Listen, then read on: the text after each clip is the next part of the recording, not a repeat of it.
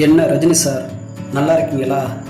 1996 யாரோ வீசுகிற தூண்டிலுக்கு மாற்ற இறையாவே நீங்கள் ஆயிட்டுருக்கீங்களே, கொஞ்சமாவது யோசிக்க மாட்டீங்களா ரஜினி சார்?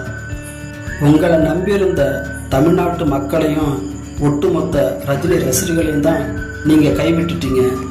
இந்த நேரத்தில் உங்களுடைய ரசிகன், உங்களை உயிருக்கு உயிராக நேசித்த ஒரு நடிகன் இன்னைக்கு தமிழ்நாட்டோட தலைவனாக உருவாகிட்டு இருக்கான். அவனுடைய பர்சனலை விடுங்க, அவன் நல்லவனா கெட்டவனாங்கிறதையும் தாண்டி மக்கள் பிரஜையாக ஒரு அரியணையில் அமர்ந்ததுக்கு அப்புறம் அவன் என்ன செய்கிறாங்கிறத தான் நம்ம பார்க்கணும்.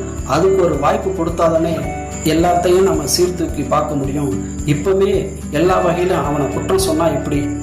ரஜினி சார், உங்கள் உயிர் ரசிகன் விஜய் உங்களை வேற ஒருத்தவன் கீழ்த்தரமாக விமர்சனம் பண்ண விட்டு விடுவானா நீங்கள் நினைக்கிறீங்க?